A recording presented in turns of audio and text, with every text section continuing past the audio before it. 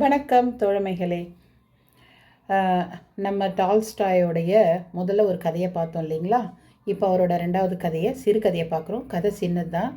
ஒரு பழமொழி சொல்லுவாங்க பாருங்கள், மூர்த்தி சிறுசாக இருந்தாலும் கீர்த்தி பெருசுன்ற மாதிரி இவருடைய இந்த கதை சொல்லியிருக்கிற ஒரு கருத்து இன்றளவும் இல்லை, இதுக்கப்புறம் வரக்கூடிய வருங்காலத்திலுமே நமது சமுதாயத்துக்கு தேவையான அற்புதமான ஒரு கதையை அவர் சொல்லியிருக்காரு. சிறிய கதையில் அற்புதமான அந்த கருத்தை சொல்லியிருக்காரு. அந்த கருத்தில் வர சைத்தான் யார், அந்த முதலாளி யார், தொழிலாளி யார் அப்படின்றதெல்லாம் இந்த கதையை நம்ம கேட்கும்போதே நல்லா புரிஞ்சிக்கும். அந்த சைத்தானை நாம் எப்படி விரட்டுறது அப்படின்றதையும், கடவுளுடைய அருள் இருந்தால் எல்லாத்தையுமே நாம் தட்டி தூக்கிடலாம் அப்படின்ற அந்த ஒரு ஆழமான கருத்தையும் டால்ஸ்டாய்ஸ் நமக்கு சொல்லியிருக்காரு. இந்த கதையை நம்ம படிக்கும்போது உண்மையிலேயே ரொம்பவும் ஒரு புல்லரிப்பாக தான் இருந்துச்சு, எனக்கு இருந்துச்சு. வாங்க கதைக்குள்ளே போவோம்.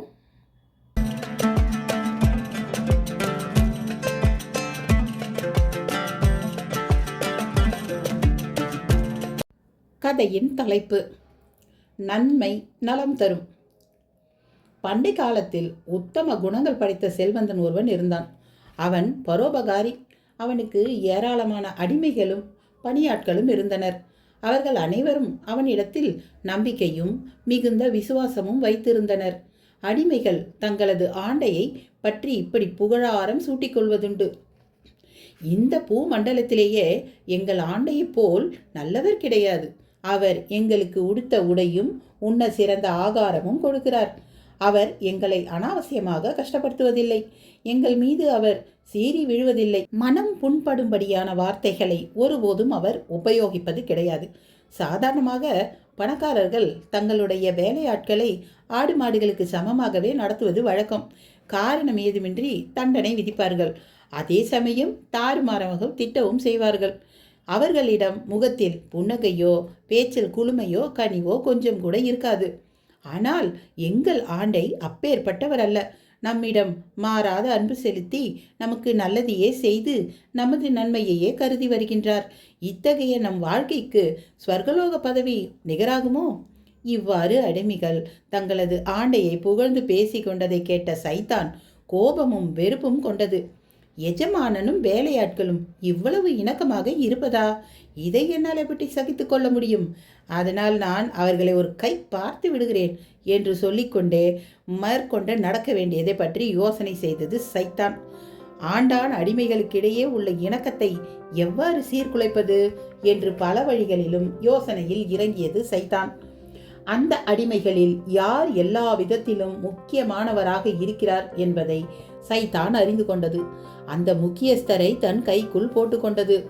மற்ற அடிமைகளை அவன் மூலம் கவர தீர்மானித்தது. அடிமைகளின் தலைவன் சைத்தானின் வலையில் விழுந்தான். சைத்தானின் இஷ்டப்படி நடக்க சம்மதமும் தெரிவித்தான். ஒரு நாள் தலைவன் தனது சகோதர அடிமைகளை எல்லாம் ஓரிடத்தில் கூட்டினான். அவர்கள் மத்தியில் இவ்வாறு பேசலானான்: நமது ஆண்டையை பற்றி இவரை இந்திரனுக்கும் சந்திரனுக்கும் ஒப்பிட்டு பேசிக் கொண்டிருக்கிறீர்கள். இதைவிட முட்டாள்தனம் வேறொன்றும் இல்லை என்று தலைவன் கூறியவுடன் ஒரு அடிமை எழுந்தான்: நமது ஆண்டைதான் நம்மிடம் மிகவும் பிரியமாக இருக்கிறாரே, அப்படி இருக்க அவரை புகழ்வதில் என்ன தவறு என்று கேட்டான் அந்த அடிமை. அவனது கருத்துக்கு ஆதரவாக பலரும் குரல் கொடுத்தனர். தலைவன் தனது அறிவுரையை தொடர்ந்தான்: நீங்கள் சொல்வது போல் அவர் நம்மிடம் பிரியமாக இருக்கிறார் என்பது உண்மைதான். ஆனால் அப்படி அவர் இருப்பதில் ஆச்சரியம் என்னம் இருக்கிறது? அவர் காலால் இட்ட வேலைகளை நாம் தலையால் செய்கிறோம். அவருக்கு திருப்தி ஏற்படும் வகையில் நெற்றி வேர்வை நிலத்தில் விட உழைக்கிறோம். அவர் எள் என்பதற்கு முன்னே எண்ணெய் அகன்று நிற்கிறோம். இப்படி நாம் நம் உடம்பை செருப்பாக்கி உழைத்தால் அவர் நம்மிடம் அன்போடு இருப்பதற்கு என்ன தடை? அவரிடம் நாம் பணியாமல், இட்ட கட்டளை நிறைவேற்றாமல், சொன்ன வேலையை செய்யாமல், அவரது அபிப்பிராயத்திற்கு மாறாக காரியங்களை நாம் செய்து வந்தால் அவர் நம்மிடம் கருணை காட்டுவாரா? மற்ற ஆண்டைகளைப் போலவே நம்மையும் இம்சிக்கத்தானே செய்வார். நீங்கள் ஆண்டையிடம் காட்டி வரும் பயபக்தி விசுவாசத்தை சைத்தானிடம் காட்டினால் அது அவரை விட உங்களிடம் ரொம்பவும் பிரியமாக இருக்குமே. உங்கள் வாழ்வு மேலும் ஆனந்தமாகுமே. தலைவன் இவ்வாறு சொல்லி அடிமைகளில் ஒருவனின் மூளையையாவது சலவை செய்ய நினைத்தான். ஆனால் அடிமைகளில் ஒருவரேனும் தலைவன் சொல்வதை ஒப்புக்கொள்ளவில்லை. அத்துடன் அவனது அபிப்பிராயம் தவறு என்பதையும் அடிமைகள் நிரூபிக்க தயாராகிவிட்டனர். பின்னர் அவர்களுக்கிடையே பந்தயம் கட்டப்பட்டது. தலைவன் தான் ஆண்டையை கோபம் ஊட்டுவதாக ஏற்றுக்கொண்டான். தலைவனது எண்ணம் பலிக்காமல் போனால் அவன் தன் மேலங்கியை இழக்க வேண்டும். அவனது எண்ணம் கைகூடினால் அடிமைகளின் மேலங்கிகள் அனைத்தும் அவனை சேர வேண்டும். இதுதான் பந்தயத்தின் விதியாகும். அது மாத்திரமல்ல, பந்தயத்தில் தலைவன் வெற்றி பெற்றுவிட்டால் ஆண்டையின் கோபத்திற்கு ஆளாகாமல் பார்த்து கொள்ள வேண்டியது மற்ற அடிமைகளின் பொறுப்பாகும்.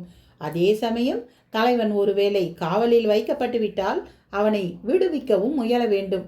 இவைகளே தலைவனும் அடிமைகளும் செய்து கொண்ட ஒப்பந்தம். அதன் பிறகே தன் வேலையை செய்ய தீர்மானித்தான் தலைவன். அடிமைகளின் தலைவன் ஆடுகளை மேய்ப்பதில் சமர்த்தன். அதனால் அவனிடம் ஆண்டை ஏராளமான ஆடுகளை மேய்ப்பதற்காக ஒப்படைத்திருந்தான். அவை பார்ப்பதற்கு கொழுக்கு முழுக்குவென்று நன்றாகவே இருந்தன.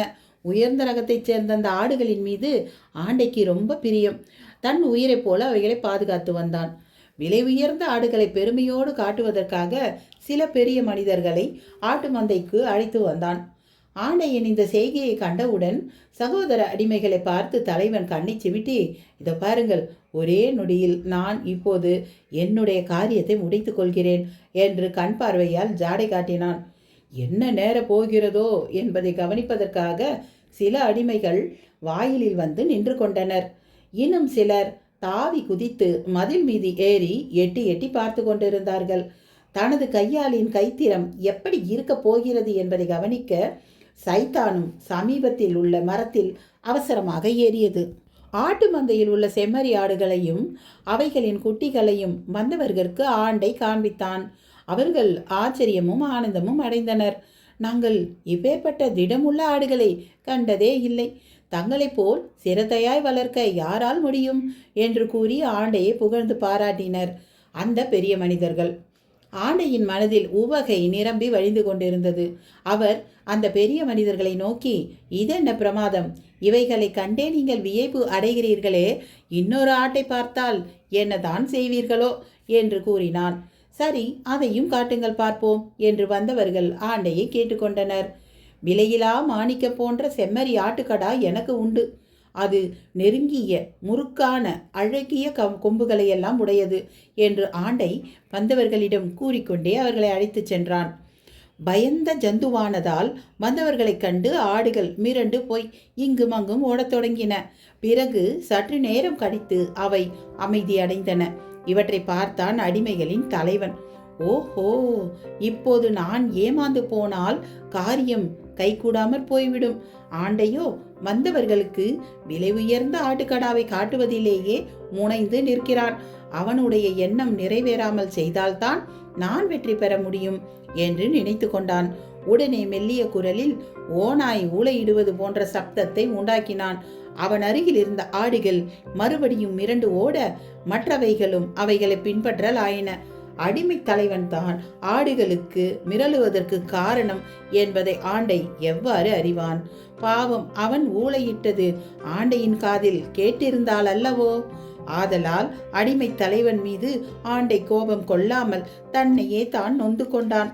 குறிப்பிட்ட கடாவை நண்பர்களுக்கு காட்ட முடியவில்லையே என்று ஏங்கினான் ஆண்டை.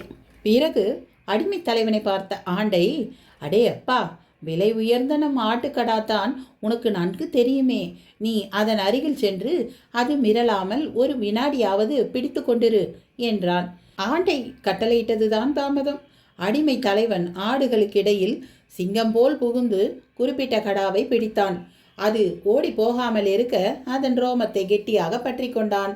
பிறகு அதன் இடது காதை பற்றி அப்படியே தூக்கி ஒரு எத்தி அக்காலை கரும்பை முறிப்பது போல் முறித்தான். அதை வீசி எறிந்தான். முறிப்பட்ட கால் கொஞ்ச தூரத்திற்கு அப்பால் போய் உலர்ந்த மரக்கிளை விழுவது போல விழுந்தது. கால் உடைந்த இடத்திலிருந்து உதிரமோ பீரிட்டு கொண்டு வந்தது. ஆடு ஒரு பக்கம் வலியாலும் மற்றொரு பக்கம் இந்த கிராதகன் இன்னும் நம்மை என்ன செய்ய போகிறானோ என்ற பயத்தினாலும் மே என்று அலறிக்கொண்டே கீழே விழுந்தது. இவ்வாறு ஆடானது துடித்து கொண்டிருக்கும் போதே அடிமை தலைவன் மறுபடியும் ஆட்டின் சமீபம் வந்து அதன் வலது காலை பிடித்து அதை மேலே தூக்கினான். ஆட்டுக்கடாவை காண்பதற்காக வந்தவர்களும் வாயிலிலும் மதில்களிலும் இருந்து கொண்டு தலையை நீட்டி மடக்கி கொண்டிருந்த அடிமைகளும் இக்கொடூரமான செயலைக் கண்டு நம் கண்களால் இந்த கன்றாவியை காண வேண்டியதாயிற்றே என்று பயத்தினால் ஓஹோ என்று ஓலமிட்டனர். ஆனால் சைத்தானோ நம்மவன் காரியத்தை ஒழுங்காய் முடித்துவிட்டான் என்று சொல்லிக்கொண்டே கும்மாளம் அடித்தது. இவ்வாறு இருக்க ஆண்டையின் முகம் சிவந்தது. கண்களில் தீப்பொறி பறந்தன. கண்களை உருட்டி பார்த்தான். எனினும் வாய் திறந்து ஒரு வார்த்தையும் சொல்லவில்லை. திகைப்புற்று இருந்த யாவரும் மறு வினாடியில் யாது நேருமோ வென இமை கொட்டாமல் பார்த்து கொண்டிருந்தனர். ஆண்டை சிறிது நேரம் மௌனமாக இருந்தான். பிறகு தன் உடலை ஒரு தரம் ஆட்டம் கொடுத்து ஏதோ பாரம் கழிந்து விட்டது போல அப்பாடா என்று சொல்லி நிம்மதியடைந்தவனாக காணப்பட்டான். பின்பு தலையை நிமிர்த்தி மேல் நோக்கிய வண்ணம் சிறிது நேரம் இருந்தான். கடைசியாக அடிமை தலைவனை பார்த்து புன்னகை புரிந்த வண்ணம் ஆண்டை இவ்வாறு சொல்லலானான். உன் எஜமானன், அதாவது சைத்தான், எனக்கு கோபம் ஊட்டும்படி உனக்கு கட்டளையிட்டான். ஆனால் என் எஜமான், அதாவது கடவுள், உனது எஜமானனை காட்டிலும் பெருவழி படைத்தவன் என்பதை நீ அறியவில்லை. நீ சைத்தானின் கையாளாக இருந்ததை பற்றி உன் மீது எனக்கு கொஞ்சமேனும் கோபமில்லை. ஆனால் உன்னுடைய எஜமானனாகிய சைத்தானே உன் மீது கோபம் கொள்ளும்படி செய்வேன். நான் உன்னை நிச்சயம் தண்டிக்கப் போவதில்லை. நீ பயப்பட வேண்டாம். நீ அடிமையாய் இருக்க விரும்பவில்லையானால் இதோ இவ்வளவு பேருக்கு எதிரில் உன்னை மன்னித்து விடுதலை செய்கிறேன். இனி உன் இஷ்டப்படி எங்கு வேண்டுமானாலும் போகலாம். அன்பே உருவெடுத்தார் போன்று இருந்த அந்த ஆண்டை பிறகு தன் விருந்தாளிகளுடன் வீடு திரும்பினான். எல்லோரும் அவனது பொறுமையையும் பெருந்தன்மையையும் கண்டு அவனை வாயார புகழ்ந்தார்கள். அடிமைகளுக்கு முன்னை காட்டிலும் அதிக பாசம் ஏற்பட்டது ஆண்டையின் இடத்தில். ஆண்டைக்கும் அடிமைகளுக்கும் பரஸ்பர விரோதம் ஏற்படுவதைக் கண்டு ஆனந்தம் கொள்ள வேண்டும் என்று உறுதி பூண்டது சைத்தான். ஆனால் அதன் எண்ணம் நிறைவேறாமல் போனதை மரத்தில் இருந்தபடியே அது கண்டு கொண்டது. கையை பிசைந்து பல்லை நரநரவென்று கடித்து கோபம் கொண்டது. வேதனை மிகுதியால் கடைசியாக மரத்திலிருந்து கீழே விழுந்து பூமிக்குள் சரையலென புகுந்து விட்டது. என தோழமைகளே, எப்படி இருக்கு கதை? நல்லா இருக்கா? ஒரு சின்ன கதைக்குள்ள எவ்வளவு பெரிய கருத்தை ஆழமாக பதிச்சிட்டு இருக்காரு நம்ம டால்ஸ்டாய்ஸ். ஆமாங்க, இப்போவும் இந்த சமுதாயத்தில் நடைபெறுற இந்த சைத்தானுக்கு இன்னொரு பேர் என்ன தெரியுங்களா? ஒற்றுமையாக இருக்கிற எல்லோரையும் பிரிக்கணும் அப்படின்ற அந்த உணர்வு தான். அது வெளியில் இல்லைங்க, ஒவ்வொரு மனுஷருக்குள்ளேயும் தான் அது இருக்குது. அந்த அடுத்தவங்களை நாம் வேற்றுமைப்படுத்தி பார்க்கணும், அவங்களுக்குள்ள சண்டை ஏற்படுத்தணும் அப்படின்ற அந்த உணர்வு ஒவ்வொரு மனிதத்திலும் இருக்கிறதுனால தான் நமக்குள்ள ஒற்றுமை இல்லாமல் ஒருவருக்கு ஒருவர் ஒரு விரோதியாகவே பாவிக்கிறோம். நாமெல்லாம் கடவுளின் குழந்தைகள். இந்த கடவுளின் குழந்தைகள் எல்லாம் ஒரே இடத்திலிருந்து வந்ததுனால நாமெல்லாம் ஒத்துமையாக இருக்கணுன்ற அந்த எண்ணமே கிடையாது. இதுதான் டால்ஸ்டாய் தன்னோட கதையில் சொல்கிறார். ஆனால் எவ்வளவு சைத்தான்கள் வந்தாலும் இறைவன் மேலே பக்தி இருந்தால், அவன் மேலே நம்பிக்கை கொண்டிருந்தால், நல்ல அன்பு உள்ளம் கொண்டிருந்தால் எந்த சைத்தானும் நம்மை எதுவும் செய்யாது அப்படின்ற அந்த அழகான கருத்தை ஆணித்தரமாக தன்னுடைய கதையில் பதிச்சிருக்காருங்க. இந்த கதை உண்மையிலேயே ஒரு உணர்ச்சி பூர்வமான உள்ளத்தை புல்லரிக்க செய்கிற ஒரு கதை தான். இந்த கதை உங்களுக்கு பிடிச்சிருந்தால் லைக் பண்ணுங்கள், உங்கள் நண்பர்களுக்கெல்லாம் ஷேர் பண்ணுங்கள். இது வரைக்கும் நம்ம சேனலை நீங்கள் சப்ஸ்கிரைப் பண்ணலைன்னா சப்ஸ்கிரைப் பண்ணிக்கோங்க. நன்றி.